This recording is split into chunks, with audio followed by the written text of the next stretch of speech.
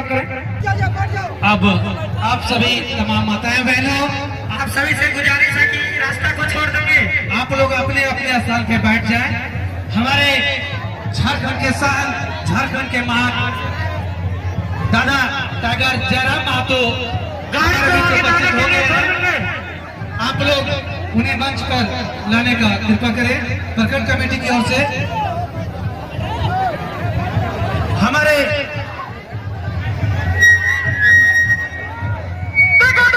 आने की कृपा करें। प्रखंड कमेटी आपको और मीडिया कमेटी से अनुरोध है कि आप लोग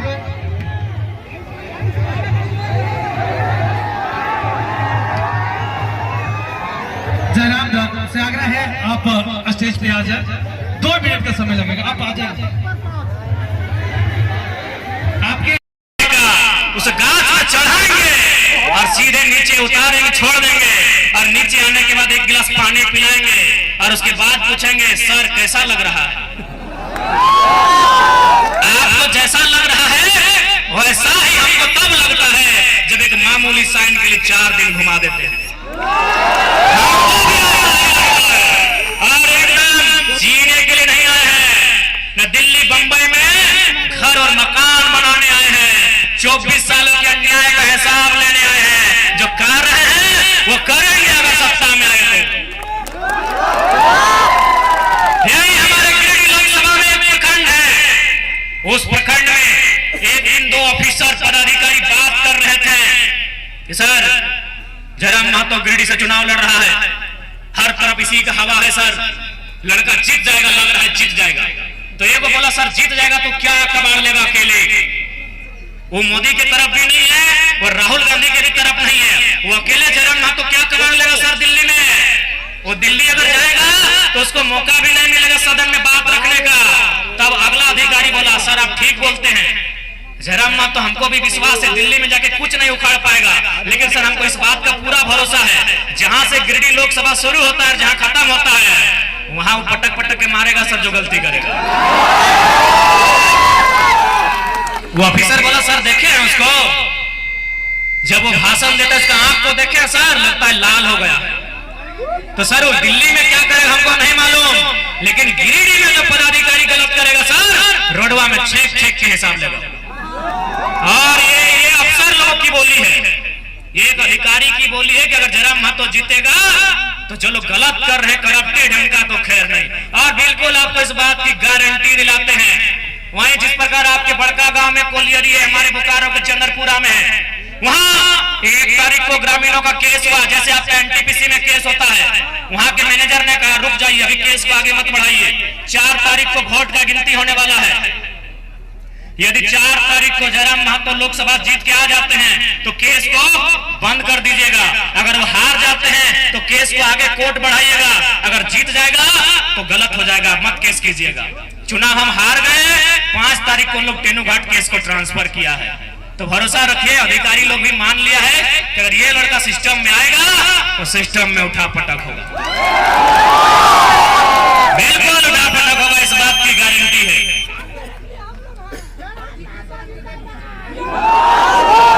इसलिए आज और साथ ही साथ टोनी के बोले चाहो आज एक बात बता, हिया भी एगो आगसू के नेता देख लियो पर कोई प्रेस विज्ञप्ति हले जकर मुखलाई कि नहीं जयराम महतो और जेलकेन का प्रभाव कुर्मी गांव तक है, वह युवाओं को भड़काता है। अच्छा हमको एक बात बताइए, क्या विस्थापन की समस्या केवल कुर्मी लोगों की है?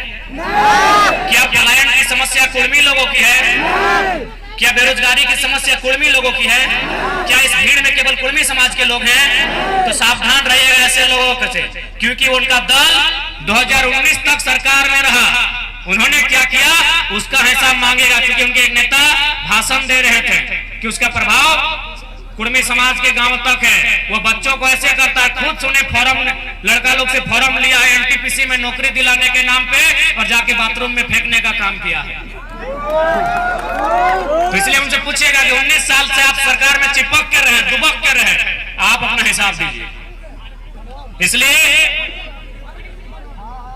आप हम लोग जिस मुद्दे को लेकर आए हैं किसी समाज, किसी जाति, किसी धर्म का मुद्दा नहीं है। झारखंड के 3.25 करोड़ लोगों का मुद्दा है। हलेश्वर महतो जिंदाबाद, हलेश्वर महतो जिंदाबाद, जेल कैम जिंदाबाद, काची छाप जिंदाबाद, आपका बटन कहाँ दबेगा, आपका बटन कहाँ दबेगा।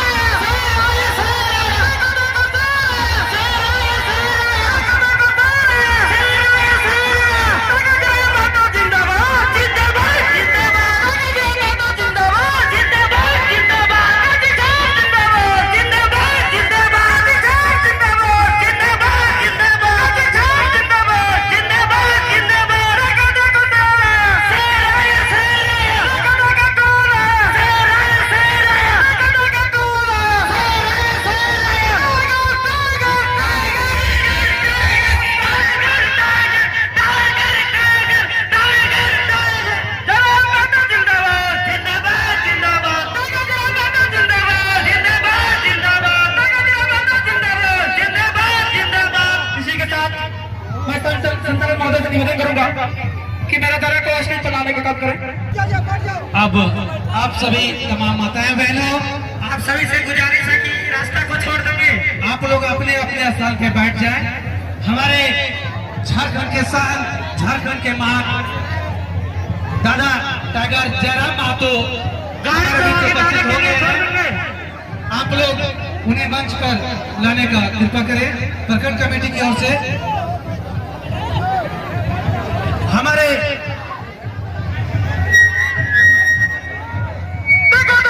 आने की कृपा करें। प्रखंड कमेटी आपको और मीडिया कमेटी से अनुरोध है कि आप लोग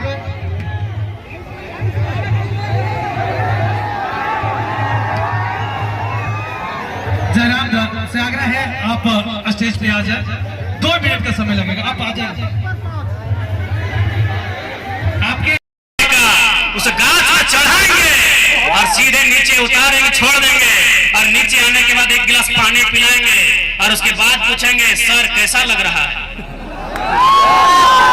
आपको जैसा लग रहा है वैसा ही हमको तब लगता है जब एक मामूली साइन के लिए 4 दिन घुमा देते हैं और एकदम जीने के लिए नहीं आए हैं, न दिल्ली बंबई में घर और मकान बनाने आए हैं। 24 सालों के अन्याय का हिसाब लेने आए हैं। जो कर रहे हैं वो करेंगे अगर सत्ता में आए तो। यही हमारे गिरिडीह लोकसभा में एक प्रखंड है। उस प्रखंड में एक दिन 2 ऑफिसर पदाधिकारी बात कर रहे थे कि सर जयराम महतो गिरिडीह से चुनाव लड़ रहा है, हर तरफ इसी का हवा है सर, लड़का जीत जाएगा, लग रहा है जीत जाएगा। तो एक बोला सर जीत जाएगा तो क्या कबाड़ लेगा अकेले, वो मोदी की तरफ भी नहीं है और राहुल गांधी की भी तरफ नहीं है, वो अकेले जयराम महतो क्या कबाड़ लेगा सर दिल्ली में। वो दिल्ली अगर जाएगा तो उसको मौका भी नहीं मिलेगा सदन में बात रखने का। तब अगला अधिकारी बोला सर आप ठीक बोलते हैं, जयराम महतो हमको भी विश्वास है दिल्ली में जाके कुछ नहीं उखाड़ पाएगा, लेकिन सर हमको इस बात का पूरा भरोसा है जहां से गिरिडीह लोकसभा शुरू होता है जहां खत्म होता है वहां वो पटक पटक के मारेगा सर जो गलती करेगा। वो ऑफिसर बोला सर देखे हैं उसको, जब वो भाषण देता है उसका आंख को देखे सर लगता है लाल हो गया। तो सर वो दिल्ली में क्या करेगा हमको नहीं मालूम, लेकिन गिरिडीह में जब पदाधिकारी गलत करेगा सर रोडवा में छेक छेक के हिसाब लेगा। और ये अफसर लोगों की बोली है, ये एक अधिकारी की बोली है कि अगर जयराम महतो जीतेगा तो जो लोग गलत कर रहे हैं करप्टेड है उनका तो खैर नहीं। और बिल्कुल आपको इस बात की गारंटी दिलाते हैं, वहीं जिस प्रकार आपके बड़का गांव में कोलियरी है, हमारे बोकारो के चंद्रपुरा में है, वहां 1 तारीख को ग्रामीणों का केस हुआ, जैसे आपका एनटीपीसी में केस होता है, वहां के मैनेजर ने कहा रुक जाइए, अभी केस को आगे मत बढ़ाइए, 4 तारीख को वोट का गिनती होने वाला है। यदि 4 तारीख को जयराम महतो लोकसभा जीत के आ जाते हैं तो केस को बंद कर दीजिएगा, अगर वो हार जाते हैं तो केस को आगे कोर्ट बढ़ाइएगा, अगर जीत जाएगा तो गलत हो जाएगा, मत केस कीजिएगा। चुनाव हम हार गए, 5 तारीख को लोग तेनुघाट केस को ट्रांसफर किया है, तो भरोसा रखिए, अधिकारी लोग भी मान लिया है कि अगर ये लड़का सिस्टम में आएगा तो सिस्टम में उठा पटक होगा, बिल्कुल उठा पटक होगा, इस बात की गारंटी है।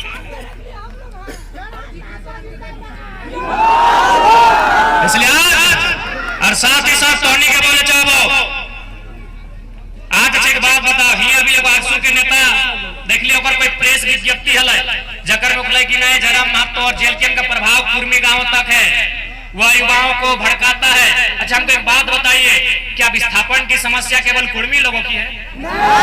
क्या पलायन की समस्या कुर्मी लोगों की है? क्या बेरोजगारी की समस्या कुर्मी लोगों की है?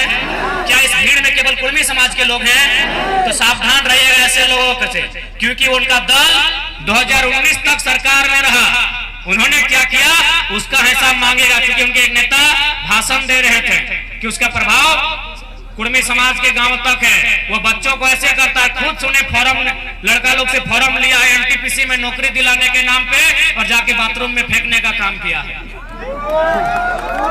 तो इसलिए उनसे पूछिएगा कि 19 साल से आप सरकार में चिपक के रहे, दुबक के रहे, आप अपना हिसाब दीजिए। इसलिए आप हम लोग जिस मुद्दे को लेकर आए हैं किसी समाज, किसी जाति, किसी धर्म का मुद्दा नहीं है, झारखंड के 3.25 करोड़ लोगों का मुद्दा है। बालेश्वर महतो जिंदाबाद, बालेश्वर महतो जिंदाबाद, जेल कैम जिंदाबाद, काची छाप जिंदाबाद, आपका बटन कहाँ दबेगा?